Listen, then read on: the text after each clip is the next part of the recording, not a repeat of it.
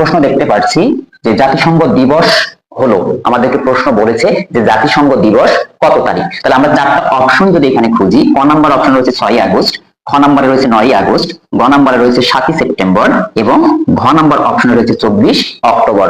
এখান থেকে আমাদের প্রশ্ন যেটি বলেছে সেটি হচ্ছে জাতিসংঘ দিবস কত তারিখ। আমরা সহজেই জানি বা সবাই বলতে পারবো যে জাতিসংঘ দিবস হচ্ছে 24শে অক্টোবর। ঠিক আছে, তাহলে 24 অক্টোবর অর্থাৎ 1945 সালের 24শে অক্টোবর জাতিসংঘ প্রতিষ্ঠিত হয়, এই জন্য আমরা 24 অক্টোবর পালন করি জাতিসংঘ দিবস হিসাবে।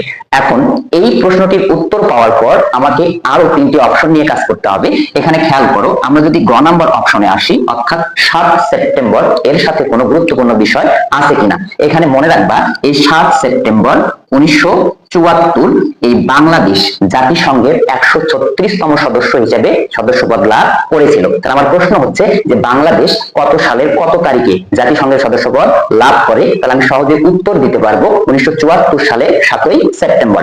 এরপরে খ নাম্বার অপশন যেটি রয়েছে, এটিতে অপশন রয়েছে 9ই আগস্ট। তাহলে 9ই আগস্ট কোনো ঘটনা আছে কিনা। আমরা সবাই জানি 1945 সালের 9ই আগস্ট আমেরিকা জাপানের একটি শহরে বোমা নিক্ষেপ করেছিল, যে শহরটির নাম ছিল নাগাসাকি। তাহলে 9ই আগস্ট নাগাসাকিতে, নাগাসাকি এটা হচ্ছে জাপানের একটি শহর, এই শহরটিতে আমেরিকা আণবিক বোমা নিক্ষেপ করেছিল এবং 9ই আগস্ট হচ্ছে নাগাসাকি দিবস। ওকে, এরপর আমরা যে কাজটি করব, ক নাম্বার অপশন অর্থাৎ এখানে বলা ছিল 6ই আগস্ট কোনো ঘটনা আছে কিনা। তাহলে 6ই আগস্ট এই ঘটনাটি আমরা মনে রাখবো যে 6ই আগস্ট আমেরিকা সর্বপ্রথম জাপানের যে নগরীটিতে বোমা নিক্ষেপ করেছিল সেই নগরীটির নাম ছিল হচ্ছে হিরোশিমা। তাহলে হিরোশিমাতে বোমা নিক্ষেপ হয়, হিরোশিমা।